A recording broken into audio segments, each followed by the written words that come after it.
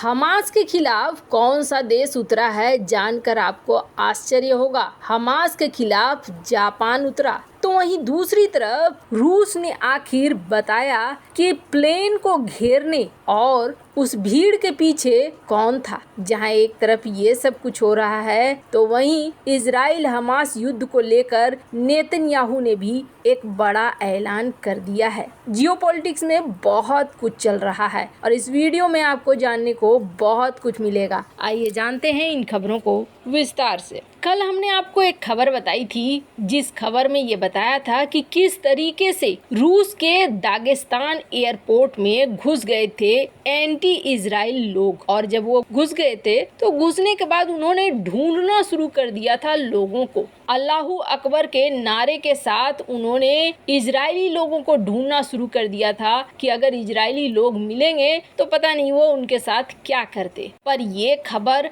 बहुत तेजी से वायरल होती चली गई और तुरंत इजराइल ने भी रूस को कांटेक्ट करना शुरू कर दिया और रूस को कहा कि ये सब कुछ क्या हो रहा है। स्क्रीन पर आप आर्टिकल देखिए, अल जजीरा की रिपोर्ट। उस एयरपोर्ट को क्लोज कर दिया गया और उसके बाद रूस ने तुरंत से एक मीटिंग भी बुलाई। इस मीटिंग के बाद क्या निर्णय हुआ क्या नहीं, फिलहाल के लिए सिक्योरिटी दे दी गई जो इजरायली नागरिक थे और उसके बाद रूस का एक बयान आता है। स्क्रीन पर आप आर्टिकल देखिए। रूस का कहना है कि ये सब कुछ किया कराया है वेस्ट का और यूक्रेन का। अब ये थोड़ी सी बात हजम नहीं हो रही है। इसका मतलब है कि यहाँ पर कहीं न कहीं रूस ये कह रहे हैं कि इनके देश के अंदर भी बाहरी देशों का प्रभाव है। ये बातें अब तक कनाडा करता रहा है, लेकिन ये पहली बार देखने को मिल रहा है कि रूस भी इस बात को कह रहा है कि ये हमने नहीं करवाया है बल्कि ये अमेरिका और यूक्रेन ने मिलकर करवाया है। अब जहाँ तक ये बात तो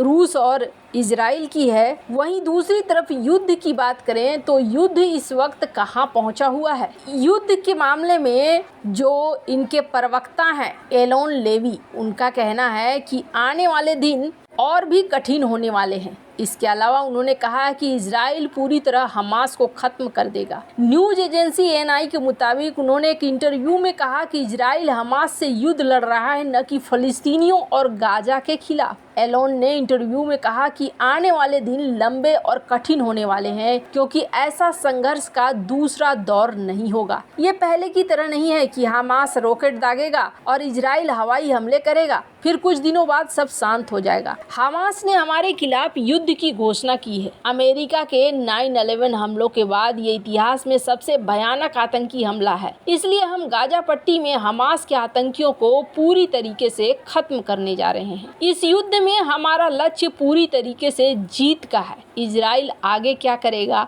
आईडीएफ का अगला प्लान क्या है, इसे लेकर किसी भी तरह की अटकलें उन्होंने नहीं लगाई। लेकिन एलोन ने जोर देकर कहा कि इजराइल आम लोगों को कम से कम नुकसान पहुंचाते हुए हमास के हर एक बुनियादी ढांचे को खत्म करेगा। उन्होंने कहा कि हमास की हर एक सुरंग, हर रॉकेट लॉन्चर, सभी कमांडर, हर एक आतंकी हमारा टारगेट है। हम फलस्तीनी नागरिकों के हताहतों को कम करने का प्रयास करेंगे। वैसे आपको बता दें, स्क्रीन पर एक आर्टिकल देख सकते हैं, ये नेतन्याहू का आर्टिकल है और नेतन्याहू के अनुसार गाजा में सीज फायर नहीं होने वाला है। यानी जब तक कि इन्हें पूरी तरीके से सफाया नहीं कर देते हैं, जीत नहीं मिल जाती है इन्हें, ये कह रहे हैं कि हम सीज फायर करने नहीं जा रहे हैं। अब सवाल उठता है कि ये बचेंगे कैसे। जो हॉस्टेज हैं, जो बंधक हैं, वो भी एक बहुत बड़ा सवाल बनकर सामने आ रहे हैं, क्योंकि स्क्रीन पर एक आर्टिकल देखिए हो क्या रहा है। अब इजराइल ने ना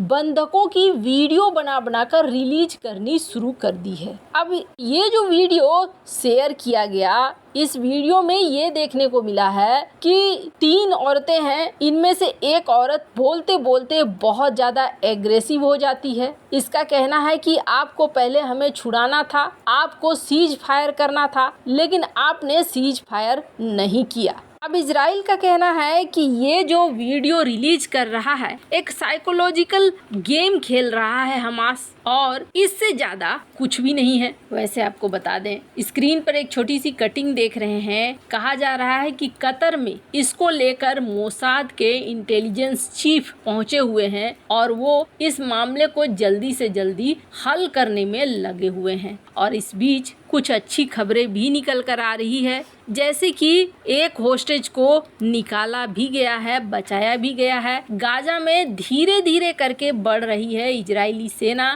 ताकि जो बंधक है उन बंधकों को भी फ्री किया जा सके। एकदम से अचानक से हमले नहीं कर रही है। वैसे आपको बता दूं, जिस तरीके के हालात है ना, इजराइल के अंदर भी एक अलग ही हालात बन रहे हैं। जैसे कि इस आर्टिकल में आप देख सकते हैं, ज्यादातर इजरायली अब गन लाइसेंस लेना चाहते हैं। वो अपने आप को सुरक्षित महसूस करवाना चाहते हैं। जहां इजराइल के अंदर ये हाल है, तो वहीं दूसरी तरफ हमास ने भी एक स्टेटमेंट जारी किया है और हमास का ये कहना है कि देखो, बाहर जो फिलिस्तीनी हैं उनकी सुरक्षा की जिम्मेदारी है इजराइल के ऊपर और यूएन के ऊपर, और हमास की जो सुरक्षा है वो टनल्स करेंगे। हमने युद्ध क्षेत्र को डिसाइड कर लिया है, हम युद्ध लड़ेंगे जमीन के नीचे से, यानी कि टनल हमारा हिस्सा होगा और ऊपरी हिस्सा होगा आम लोगों का। तो अब आम लोगों को कैसे बचाना है, ये टेंशन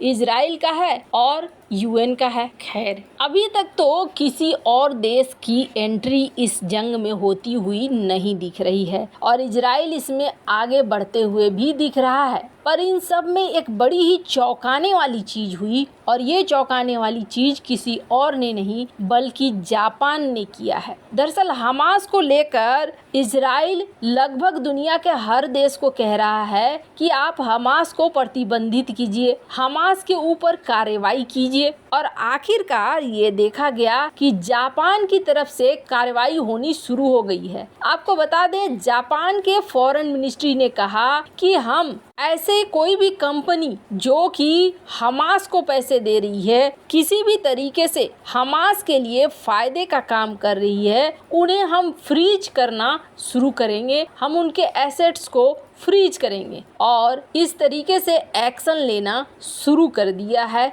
जापान ने। आपको बता दें, जापान उन लीडर में से एक है जिसने अक्टूबर 7 के हमले को एक आतंकी हमला माना था और कहा था कि जो बंधक बनाए गए हैं लोग, उन बंधक बनाए गए लोगों को तुरंत से रिहा करना चाहिए। आपको बता दें, जापान भी भारत की तरह यूएन की वोटिंग मीटिंग से अलग हो गया था, सिर्फ इस वजह से कि वहां पर हमास का जिक्र नहीं था। आपको बता दें, भारत, ऑस्ट्रेलिया, जापान उन देशों में आ रहे हैं जो चाहते थे कि जो प्रस्ताव है उस प्रस्ताव में हमास के खिलाफ एक निंदा की बात हो, कहा जाए कि हमास ने जो किया है गलत किया है। खैर, इन सब मामले में आपकी क्या राय है, कमेंट कर जरूर बताएं। जल्द मिलते हैं अगले वीडियो में नई खबर के साथ।